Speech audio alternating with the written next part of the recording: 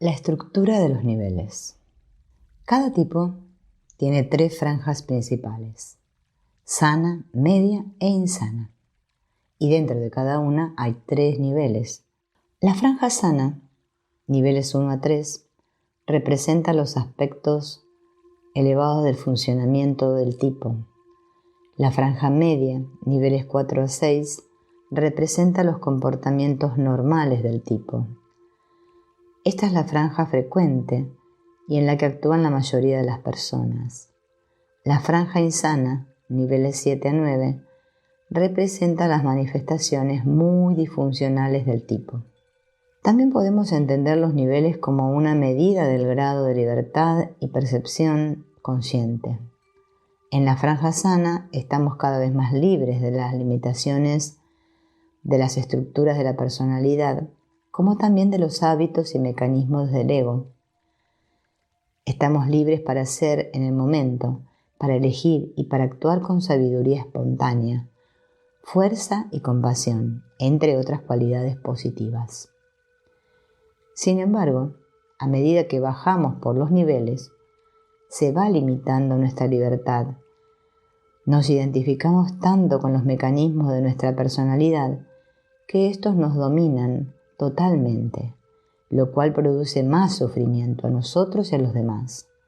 Nos desconectamos cada vez más de la realidad, de la capacidad de evaluar equilibradamente nuestra situación y de la capacidad de parar la cascada de compulsiones del ego. Y si decaemos hasta el punto de entrar en la franja insana, prácticamente no tenemos ninguna libertad de elección.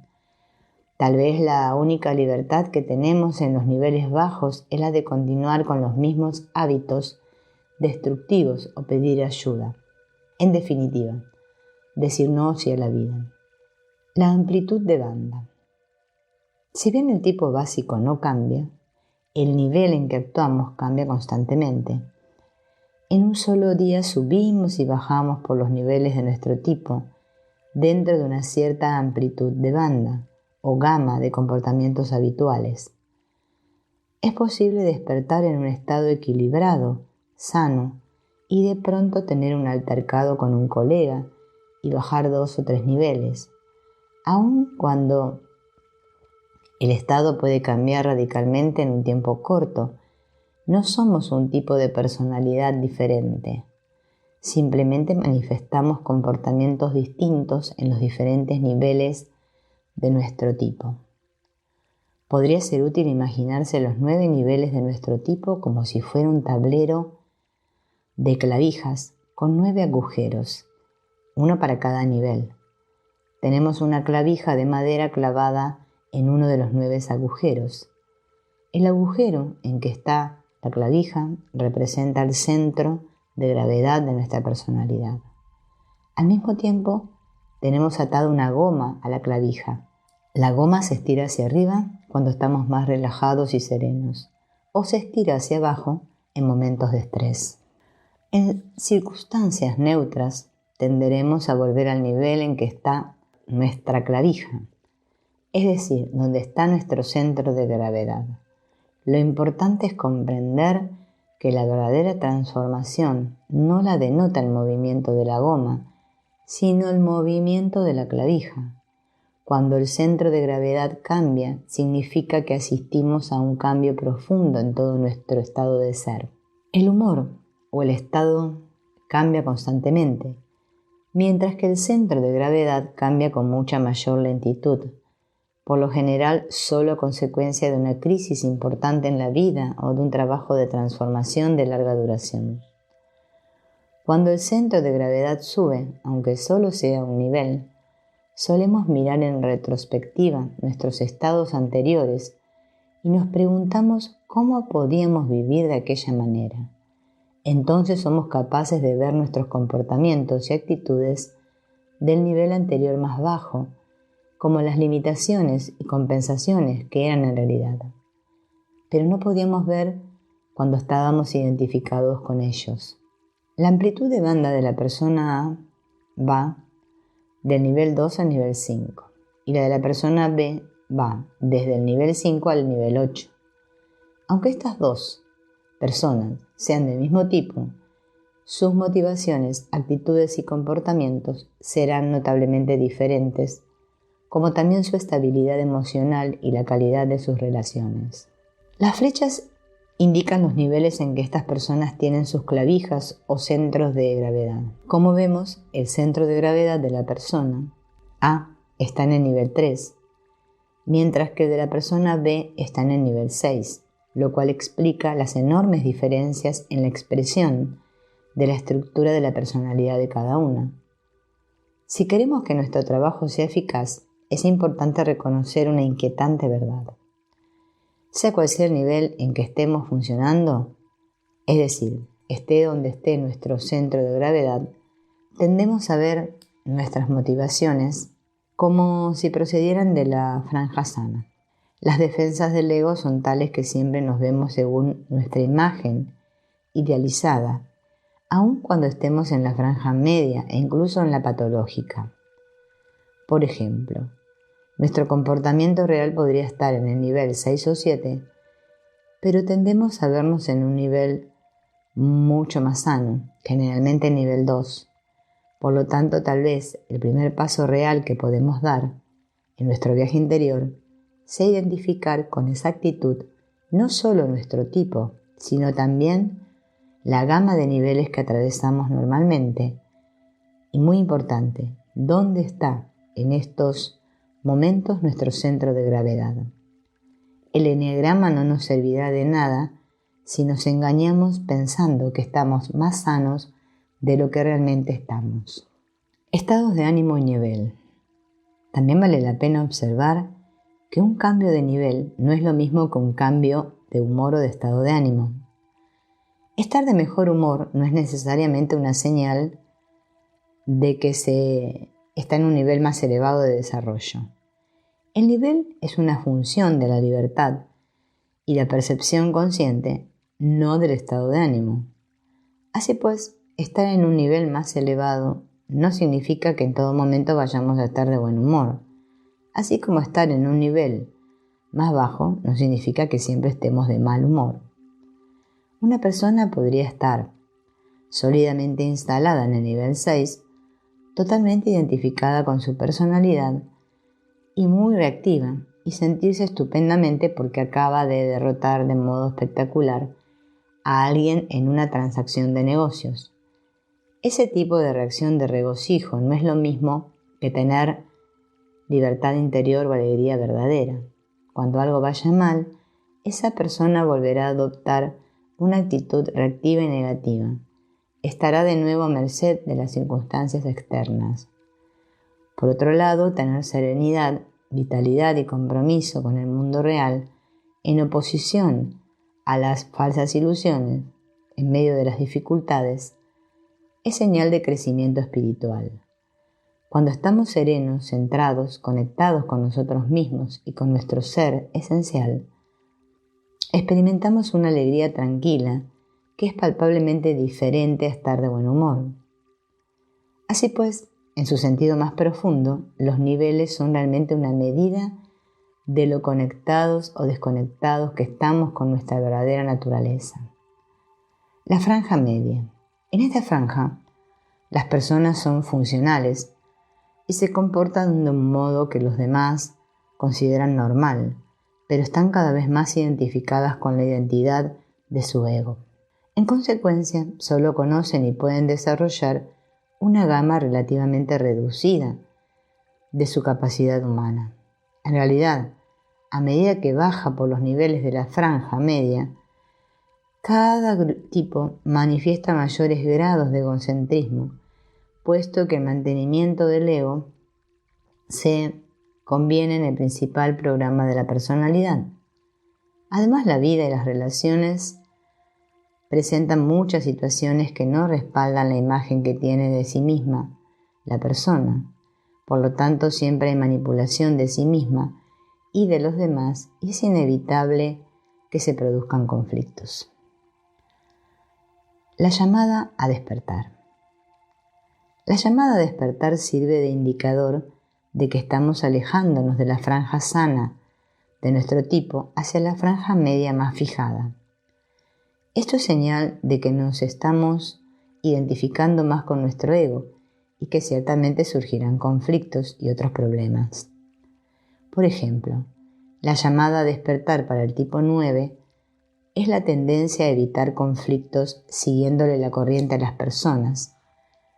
Cuando los 9 se identifican más con la estructura particular de sus egos, dicen sí a cosas que no desean hacer, reprimiéndose a sí mismos y a sus necesidades y deseos legítimos hasta que inevitablemente se producen conflictos. Las llamadas a despertar del tipo 1. Creer que se tiene la obligación personal de arreglarlo todo. Tipo 2. Creer que hay que tender la mano a los demás para conquistarlos. Tipo 3. Comenzar a actuar para obtener posición y atención. Tipo 4. Aferrarse a los sentimientos e intensificarlos mediante la imaginación. Tipo 5. Apartarse de la realidad para abrazar conceptos y mundos mentales. Tipo 6. Comenzar a depender de algo exterior para orientarse. Tipo 7. Pensar que hay algo mejor en otra parte. Tipo 8. Pensar que hay que esforzarse y luchar para hacer que ocurran las cosas. Tipo 9. Adaptarse aparentemente a los demás. El papel social. Una vez que entramos en la franja media, comenzamos a pensar que debemos ser de un cierto modo y que necesitamos que los demás reaccionen como si fuéramos así. Dependemos mucho más de los mecanismos o recursos característicos de nuestro tipo y es mayor la fijación en hacer realidad nuestro deseo básico mediante esos mecanismos. Aunque seguimos siendo funcionales y agradables, entra en juego una cierta repetitividad y monotonía. En la teoría de los sistemas familiares, esto se correspondería con el niño que comienza a representar un determinado papel, por ejemplo, el héroe de la familia, el niño extraviado o el chivo expiatorio. Observarnos cuando entramos y salimos de nuestro papel social es una manera muy práctica y potente de hacer de la vida el campo de ejercicio transformador. ¿Cómo manipula cada tipo? Tipo 1. Corrigiendo a los demás, insistiendo en que compartan sus criterios o valores. Tipo 2. Descubriendo las necesidades y deseos de los demás, creando así dependencias. Tipo 3. Mostrándose encantador ante los demás y adoptando cualquier imagen que funcione. Tipo 4. Manteniéndose preocupado y separándose emocionalmente de los demás. Siendo temperamental y obligando a los demás a andar con pies de plomo. Tipo 6. Quejándose y poniendo a prueba la lealtad o el compromiso de los demás. Tipo 7. Confundiendo a los demás e insistiendo en que cumplan sus exigencias. Tipo 8. Dominando a los demás y exigiendo que hagan su voluntad. Tipo 9. Evadiéndose y resistiéndose a los demás de un modo pasivo-agresivo. El papel social y las relaciones. Cuando quedamos atrapados en nuestros papeles sociales, tratamos de que el entorno, sobre todo los demás, apoyen nuestro ego y sus argumentos, lo cual normalmente causa conflictos. Cuando esto ocurre sabemos que está aumentando nuestra identificación con el programa de nuestra personalidad. Necesitamos que los demás se relacionen con nosotros solamente de modos que apoyen la imagen que tenemos de nosotros mismos. Surgen conflictos porque cada tipo utiliza a los demás para obtener lo que necesita en beneficio de su ego.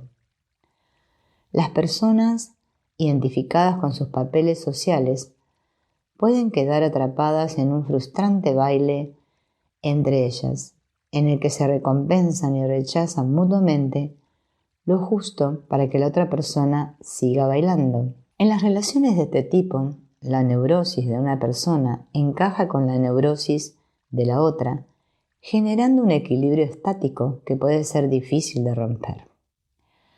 También es posible intentar manipular a los demás para que satisfagan nuestro deseo básico de diversas maneras, con estrategias inadecuadas que a la larga son contraproducentes. Muchas de nuestras relaciones fallidas o problemáticas son testimonio de lo frustrantes que pueden ser estas estrategias. Una vez atrapados en el hábito de defender nuestra imagen y manipular a los demás para que la apoyen, las verdaderas relaciones se hacen difíciles, si no imposibles. La regla de plomo. Si no logramos satisfacer nuestras necesidades con manipulaciones, siempre es posible intensificar la campaña. En lugar de abandonar los comportamientos contraproducentes, inconscientemente tendemos a emplearlos con más agresividad. En esta fase no solo intentamos que los demás apoyen los programas del ego, sino que tratamos de imponerlos por la fuerza. La inflación del ego está en su punto máximo, por lo que desahogamos la ansiedad y buscamos satisfacer nuestro deseo básico con agresividad, sea de modo franco o encubierto. Hemos descubierto una característica que surge en el nivel inferior de la franja media. La llamamos la regla de plomo, que es lo contrario de la llamada regla de oro. Si la regla de oro nos dice, haz a los demás lo que querrías que ellos te hicieran a ti, la regla de plomo dice, haz a los demás lo que más temes que te hagan a ti. La regla de plomo señala que cada tipo tiene su manera especial de hundir agresivamente a otros para reforzar su ego. La falsa creencia es que si hago bajar a alguien un peldaño, eso me sube a mí un peldaño. Así, cada tipo comienza a imponer a los demás su propio miedo básico. Por ejemplo, si el tipo 8 teme ser herido o manipulado por otros, comienza a amenazar a otros con herirlos y controlarlos. Vale más que lo hagas a mi manera. Si no, lo lamentarás. Ya sabes qué ocurrirá si me enfado. Se vuelve amenazante, beligerante y desafiante. Si el temor del 4 consiste en ser insignificante en el aspecto personal, podría rechazar fríamente a otras personas tratándolas como si no tuvieran ninguna importancia. Podría tratar con grosería a camareros o porteros, o cortar relaciones con amigos como si no existieran y no tuvieran sentimientos. La regla de plomo de cada tipo. Tipo 1. Temiendo ser malos, corruptos o defectuosos en algún aspecto, destacan la maldad, la corrupción o los defectos de los demás. Tipo 2. Temiendo no ser deseados ni amados, hacen sentirse indignos de amor, generosidad o atención a los demás. Tipo 3. Temiendo ser inútiles y no valer nada, hacen que otros se sientan inútiles, tratándolos con arrogancia o desprecio. Tipo 4. Temiendo no tener identidad ni importancia personal, tratan a los demás con desdén, como si no fueran nadie y no valieran ni importaran nada. Tipo 5. Temiendo ser impotentes, incapaces e incompetentes, procuran que otros se sientan impotentes, incapaces, incompetentes y estúpidos. Tipo 6. Temiendo carecer de apoyo y orientación, socavan los sistemas de apoyo de otros, tratando de aislarlos de alguna forma. Tipo 7.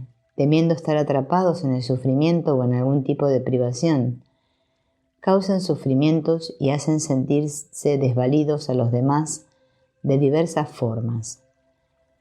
Tipo 8.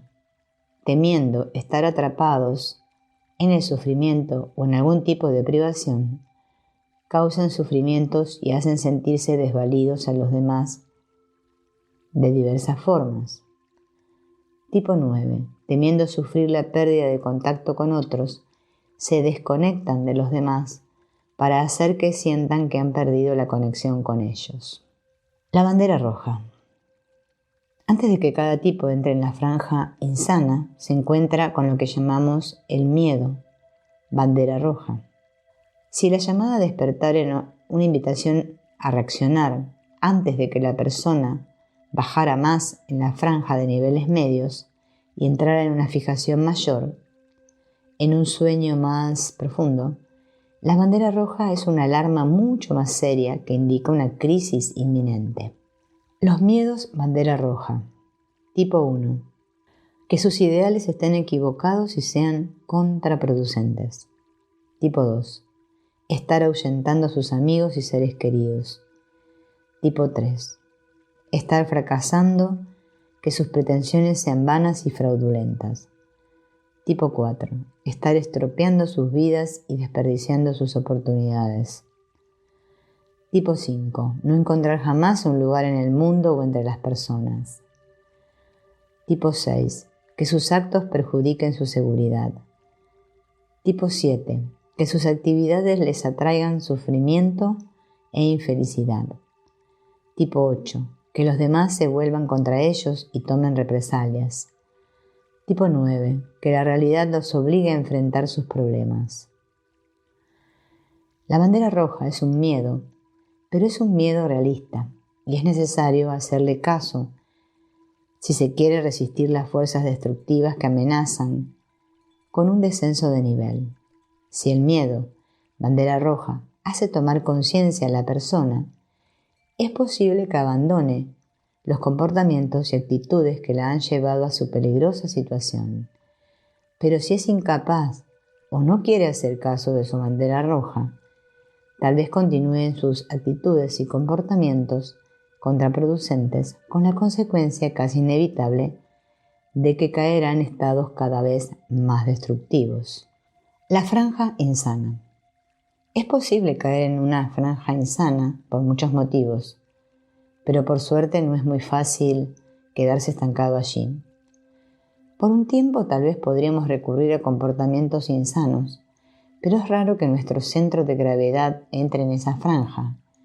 Esto se debe a que, al parecer, el límite entre las franjas media e insana actúa a modo de freno en el deterioro de la personalidad.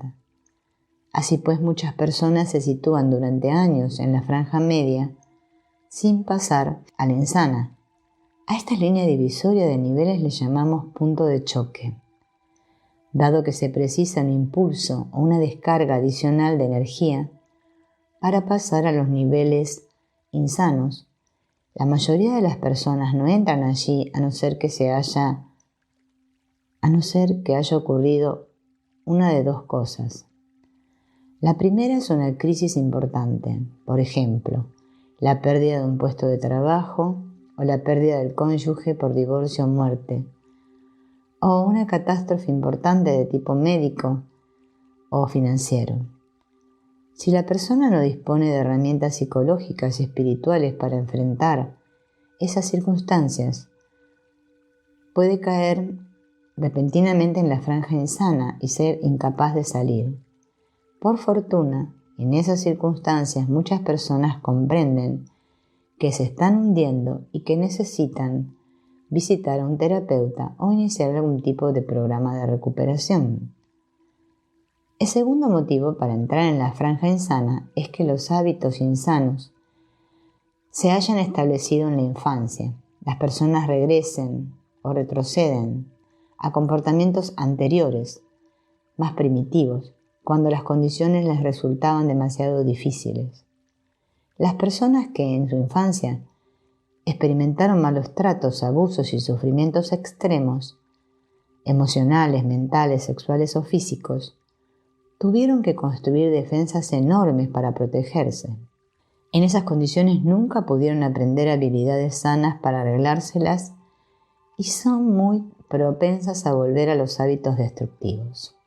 Cuando nos volvemos insanos, nos desconectamos de nuestra verdadera naturaleza, nos desconectamos cada vez más de la realidad, quedamos atrapados en un laberinto de reacciones e ilusiones engañosas y descontrolados. No somos capaces de ver soluciones para nuestros miedos y conflictos, que aumentan en intensidad, ni para ningún problema práctico que se nos presente. Solo somos capaces de reaccionar con más intensidad y de presionar más en el entorno para que nos solucionen los problemas. Nos identificamos tan completamente con los recursos limitados de nuestra personalidad que no se nos ocurren otras soluciones, o en el caso de que se nos ocurran, comprendemos que no podemos realizarlas sin una ayuda extraordinaria. Claro, que no queremos ser insanos, pero nos desplomamos en esos estados por ignorancia y porque las circunstancias anteriores de nuestra vida no nos enseñaron formas más sanas de hacer frente a los problemas. Por último, la franja insana representa un profundo abandono de uno mismo, aunque ese abandono haya sido impuesto por las circunstancias. Si bien no podemos deshacer la historia de nuestra infancia ni impedir que ocurran catástrofes, sí es posible desarrollar nuestros recursos internos para que los problemas no nos destruyan. También podemos acortar el tiempo de recuperación cuando se presentan los problemas. Nuestro trabajo de transformación puede aportarnos finalmente más serenidad, aceptación, no reactividad, compasión y una perspectiva más amplia de nuestra vida.